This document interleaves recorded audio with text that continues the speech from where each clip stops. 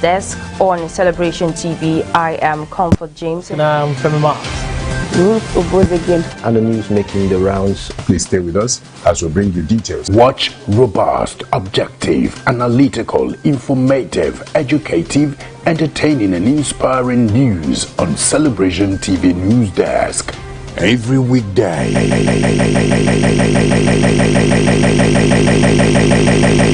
11 a.m. GMT plus 1, that is 11 a.m. GMT plus 1 on Mondays through Fridays. You are welcome to Sports Corner. I am Ivan Agafe. Celebration TV News Desk, the whole truth.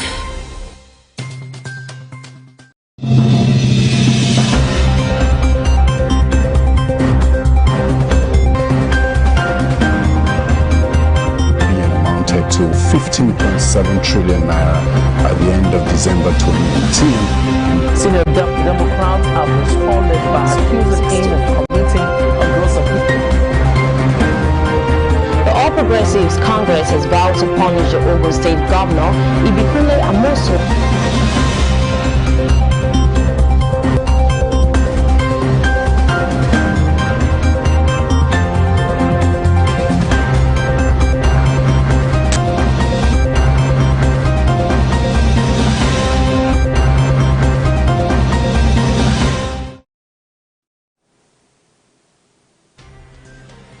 Welcome to Celebration Television News Desk. I do hope you had a wonderful weekend.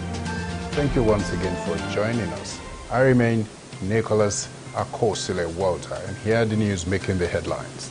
Edo State discharges 80 COVID-19 patients. Tourism decline hampers wildlife in Kenya. Australia to close Victoria New South Wales border. Airlines raise fares as domestic flight resumes Wednesday. And Man City will avoid Champions League ban, says Guardiola. Please stay with us as we'll bring you details of the news after the short break.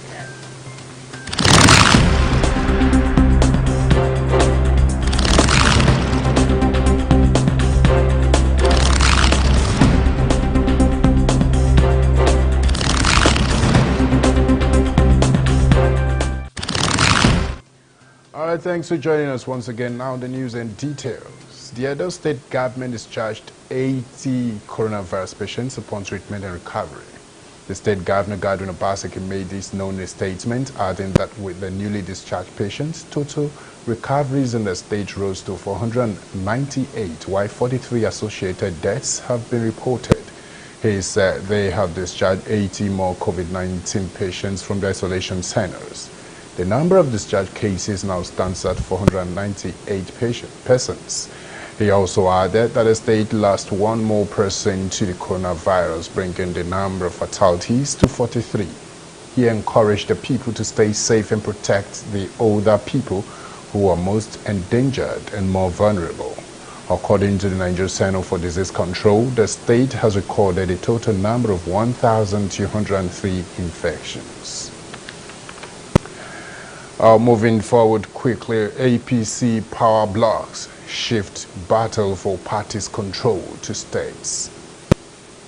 Power blocks in the All Progressives Congress have shifted the battle for the control of the party to state chapters ahead of their state, local government and world congresses. Report shows that since the APC National Executive Committee and its June 25th meeting announced the plan to hold the congresses, opposing forces had been wooing members with a view to ensuring that their loyalists emerged as officials of the party. Some of the party blocs and state chapters are loyal to the Adams Oshomole-led National Working Committee, which was sacked by National Executive Committee, while others are opposed to it.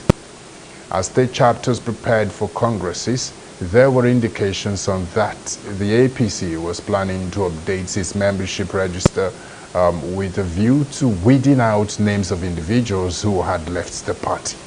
But it was gathered that some national officials were pushing for elections of new officials at the state, local government and ward levels, while others were insisting that such officials should only be elected in the states where there were caretaker committees. Although it was learned that the battles were going on in all state chapters, they were more intense in Zamfara, Rivers, Ogun, Imo, Kwara, and Edo states. And moving forward, and other stories, we have Lagos produces solar power kiosk for farmers. The Lagos state government said it had produced solar powered kiosks that would ensure effective market access for farmers and agripreneurs. A statement said the state acting commissioner for agriculture, Ms. Abisola Olusanya, spoke while inspecting the ministry's facilities at Okwoba, Agege.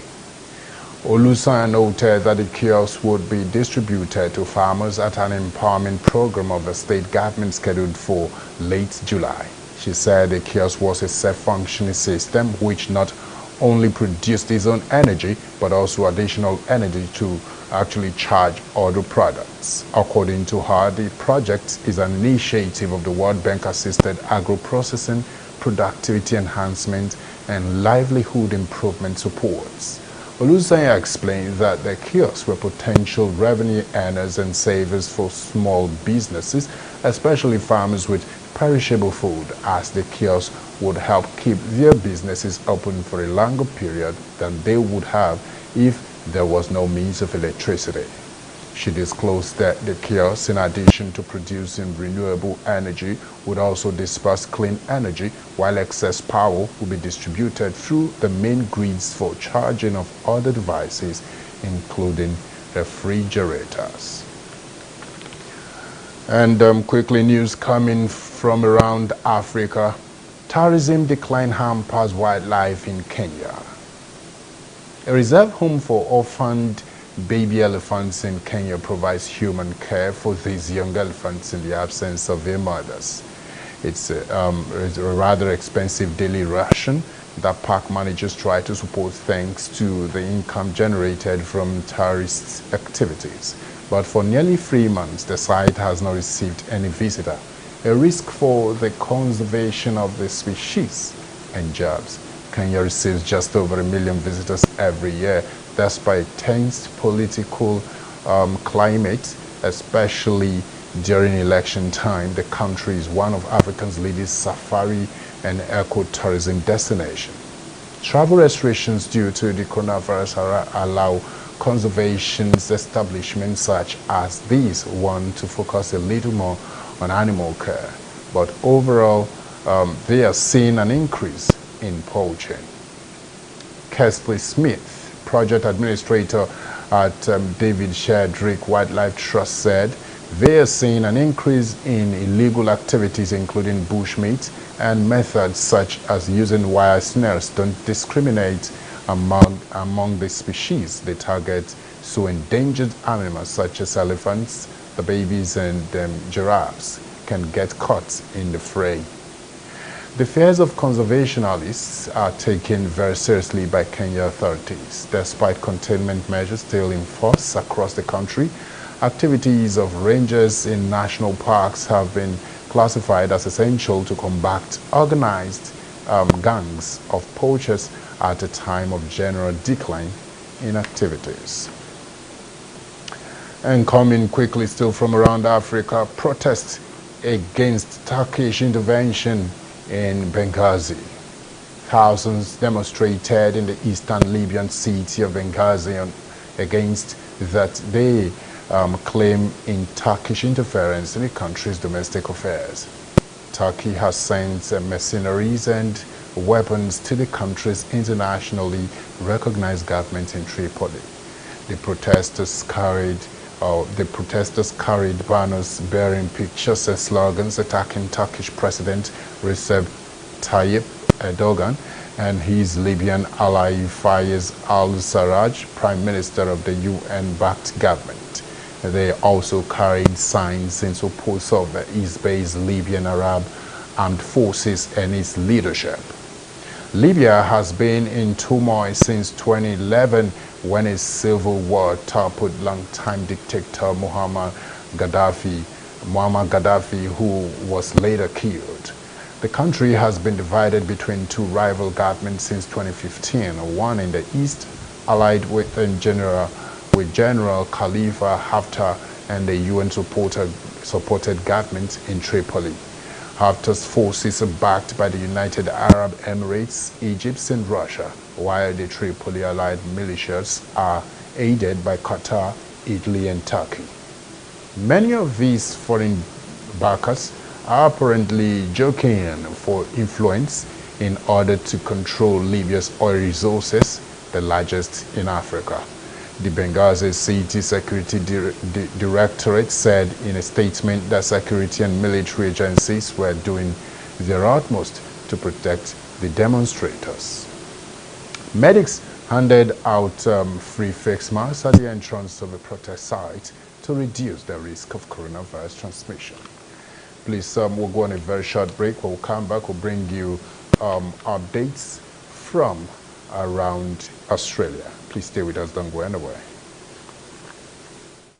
Welcome to News Desk on Celebration TV. I am Comfort James. And I'm Femi Marks. And the news making the rounds. Please stay with us as we bring you details. Watch robust, objective, analytical, informative, educative, entertaining and inspiring news on Celebration TV News Desk. Every weekday, 11 a.m. GMT+1, that is 11 a.m. GMT+1 on Mondays through Fridays. You are welcome to Sports Corner. I am Ivan Agafe. Celebration TV News Desk, the whole truth.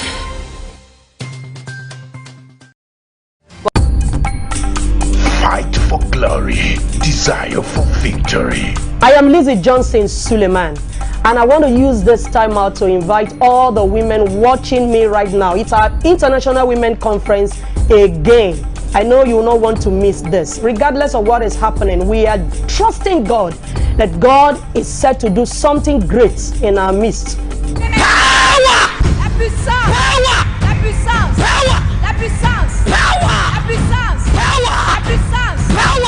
The theme for this conference this year is No More Tears, and the date is on the 12th, the 13th and 14th of August. God's servant Apostle Johnson Suleiman will be with us, ministering greatly, and God using him to reach out to us again. So you don't want to miss this. Just get set, prepare yourself to be in this meeting. Touch! Touch! Touch! Touch! It's a time of revival. It's a time of revitalization. It's a time to get ourselves hooked up again, connected again to the supernatural. And you see what God will do in your life. The Lord bless you. Live at the International Worship Center, Omega Fire Ministries, Auchi, Edo State, Nigeria. International Women Conference 2020.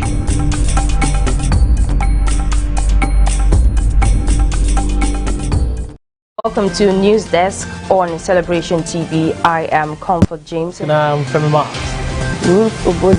And the news making the rounds. Please stay with us as we bring you details. Watch robust, objective, analytical, informative, educative, entertaining and inspiring news on Celebration TV News Desk. Every weekday, 11 a.m. GMT+1, that is 11 a.m. GMT+1 on Mondays through Fridays. You are welcome to Sports Corner. I am Ivan Agafe. Celebration TV News Desk, the whole truth.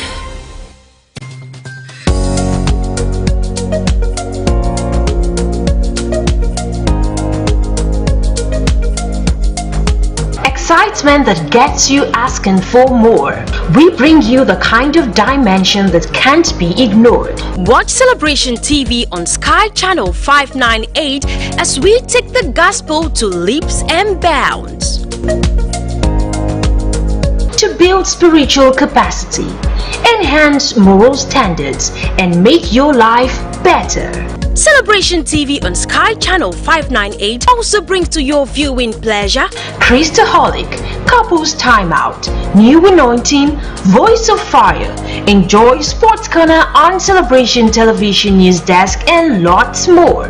Celebration TV, revealing Jesus, releasing destinies. Welcome to News Desk on Celebration TV. I am Comfort James. And I'm Femi Marks. root for both again. And the news making the rounds. Please stay with us as we bring you details. Watch robust, objective, analytical, informative, educative, entertaining and inspiring news on Celebration TV News Desk. Every weekday, 11 a.m. GMT plus 1. That is 11 a.m. GMT plus 1 on Mondays through Fridays. You are welcome to Sports Corner. I am Ivan Agafe. Celebration TV News Desk. The whole truth. Welcome to News Desk. Hi, thanks for joining us once again. Now, updates from Australia.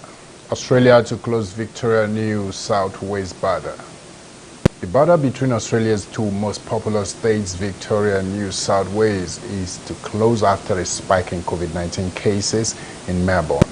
The outbreak in Victoria's capital has seen hundreds of cases in the past 2 weeks, more than 95% of new Australian infections. Until now, the two states had maintained open borders even when the borders had shut them. The closure beginning on Wednesday will restrict travel to permit holders. Victoria's Premier Daniel Andrews said it was a joint decision with Prime Minister Scott Morrison and NSW Premier Gladys Berejiklian. He gave no indication of when the border might reopen. Flying between Sydney and Melbourne, the state capitals, is ordinarily among the world's busiest routes. The Free leaders had previously said border closures were necessary, but the surge in locally spread cases has caused alarm. Australia sends army to Victoria to fight COVID-19. Previously, most cases had involved returning overseas travelers in quarantine. Now over 80% are coming from within the community. Victoria has traced many recent infections to quarantine hotels where security guards reportedly broke their rules by interacting with guests and each other. Quickly, more updates from France. Louvre Museum reopens after 16-week shutdown. Louvre, the world's most visited museum, reopens after its coronavirus closure, but with nearly a third of its galleries still shut. The vast former palace of the French kings has lost more than 400 million euros in ticket sales during the near 4-month lockdown, and director Jean-Luc Martinez admitted it could have a few more lean years ahead of the world adapts to the virus. Although most of the museum's most popular draws like the Mona Lisa and its vast antiquities collection will be accessible, other galleries where social distancing is more difficult will remain closed. Nor will there be any crowding in front of Leonardo da Vinci's masterpiece for a selfie with visitors warn that they will have to stick to standing on well-distanced spools marked on the floor. To avoid bottlenecks, arrows will guide visitors through the labyrinth of galleries with doubling back bend, the museum says. Some 70% of the Louvre's 9.6 million visitors last year were from overseas, and with tourism at a standstill. The museum hopes to attract more French visitors to fill the gap as it embarks on a campaign to shake up its elitist image before the Paris Olympics in 4 years' time. Martinez, who comes from a working class background, said they wanted to build on the outreach success of the Louvre's Outpost Museum in Lens, a poor former mining town in northern France. And quickly coming up next is business news. We'll have the federal government appoints and redeploys NNPC top management staff. The federal government has carried out some changes in the top management of the Nigerian National Petroleum Corporation. It made new appointments and redeployments at the corporation and confirmed resignation of NNPC's Chief Operating Officer, Ventures and New Business Directorate, Roland Ewubare. Announcing the changes at the corporation in a statement issued by the Group General Manager, Group Public Affairs Division, NNPC, Kenyan Obateru, The oil firm said the move would reposition the corporation for greater efficiency. He said the Group General Manager Crude Oil Marketing Division Adokiye Tombomieye was appointed the new Chief Operating Officer upstream. The Managing Director, Nigeria Gas Marketing Company, Mohammed Abdulkabir Ahmed, was appointed the new Chief Operating Officer Corporate Services following the retirement of Farouk Gaba Said. The change witnessed the redeployment of Adeyemi Adetunji, the Chief Operating Officer upstream, to the Ventures and Business Development Directorate as COO, a position left by Ewubare.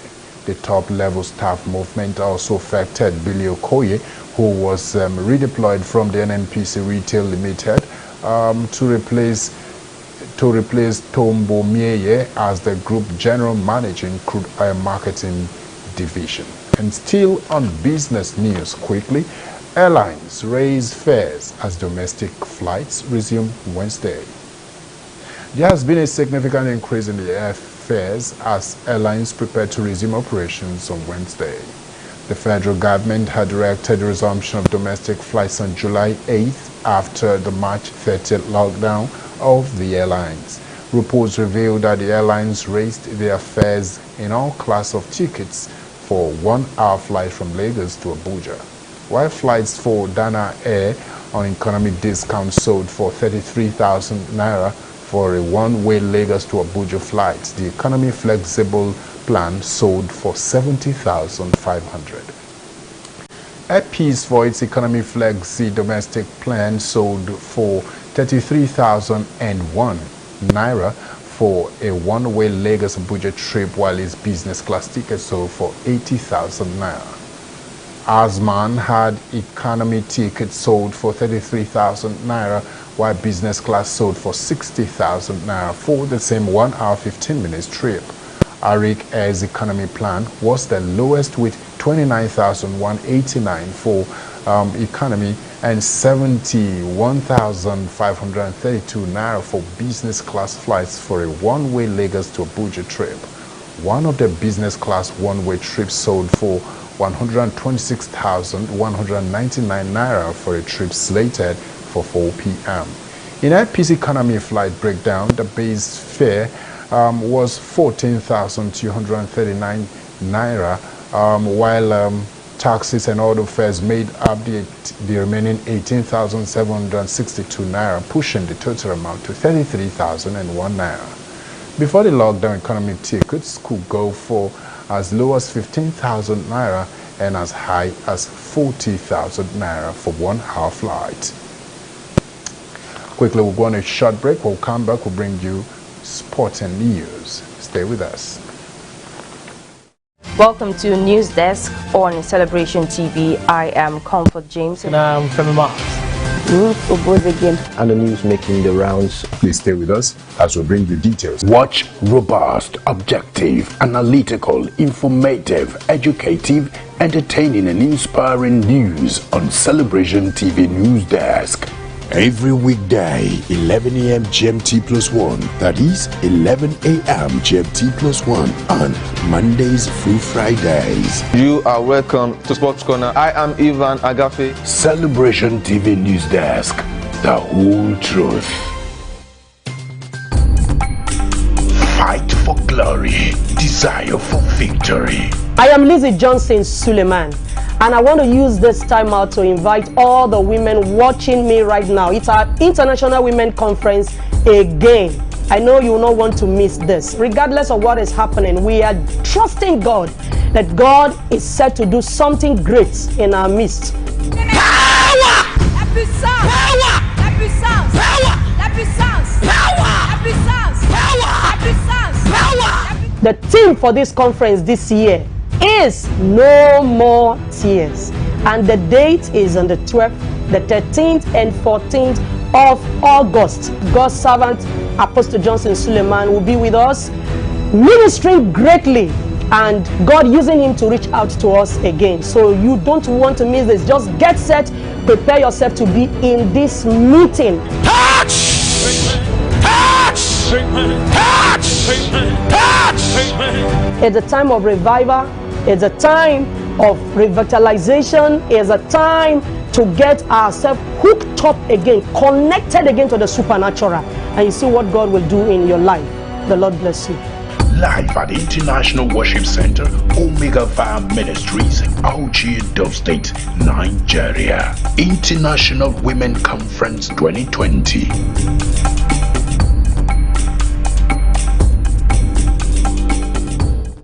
Welcome to News Desk on Celebration TV. I am Comfort James. And I'm Femi Marks. And the news making the rounds. Please stay with us as we bring you details. Watch robust, objective, analytical, informative, educative, entertaining and inspiring news on Celebration TV News Desk. Every weekday, 11 a.m. GMT +1. That is 11 a.m. GMT +1 on Mondays through Fridays. You are welcome to Sports Corner. I am Ivan Agafe. Celebration TV News Desk. The whole truth. Welcome. You're welcome to Sports News. Man City will avoid Champions League ban, says Guardiola. Manchester City manager Pep Guardiola has a lot of confidence his club will avoid a 2-season ban from European competitions when the verdict of their appeal to the Court of Arbitration for Sports is revealed later this month. City were banned from UEFA competitions for 2 years by the European governing body in February after being found guilty of overstating sponsorship outcome to avoid breaches of financial fair play regulations. Their cases was heard by CAS last month, and the club have always been bullish about the potential outcome. Amid the off-field issues, City remain one of the favorites to win this season's Champions League, which is now due to resume in August. City holds a 2-1 lead over Real Madrid after the first leg of their last 16 tie. There is still uncertainty over where the return match will be played, with the rest of the competition from the quarterfinals to be played by or at a neutral venue in Lisbon. City may have surrendered their Premier League title to Liverpool, but a 4-0 thrashing of the newly crowned English champions on Thursday showed why Guardiola's men are still among the most feared sides in Europe. Still in another sports news, Tyson counsels Wilder ahead of Fury trilogy. Mike Tyson believes Deontay Wilder needs to grow up if he is going to beat Tyson Fury in the second rematch. Wilder and Fury's first fight ended in a draw before they fought again in Las Vegas in February, where the British heavyweight came out victorious. Their trilogy fight is due to happen in December, and when Tyson was pressed on whether he expected another walkover from Fury, Tyson replied saying everyone always has a chance. Fury's trilogy fight against Wilder could be held in a brand new state of the art Allegiant Stadium in Las Vegas. The final details are still to be confirmed, but December 19th is the targeted date, and the NFL venue has been touted as an option to play host. And that's brought us to the end of the news on Celebration Television News Desk. In case you're just joining us, here's the recap of the news headlines. Edo State discharges 18 COVID-19 patients. Tourism declines hampers wildfire in Kenya. Australia to close Victoria New South Wales border. Airlines raise fares as domestic flight resumes Wednesday. Man City will avoid Champions League ban, says Guardiola. And we'll have photo of the day, quote of the day.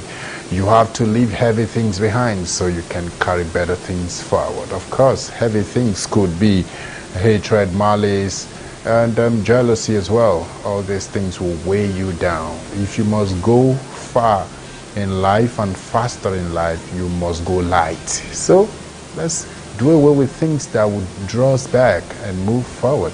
But live, you can as well drop your comment on our social media platform on Facebook, Celebration TV, Instagram, My Celebration TV. You can tweet at us at My Celebration TV, and on YouTube, Celebration TV.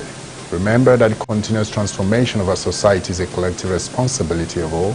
No matter the office you hold today as a nation's president, a thought leader, an opinion molder, a character builder, a professional, or as a person pursuing passion, you have a duty to give your all to making the society a better place for us and the generations to come. Play your part today and do it with all diligence. Thanks once again for staying with us on our news desk. I remain Nicholas Akosele Walter. Stay blessed.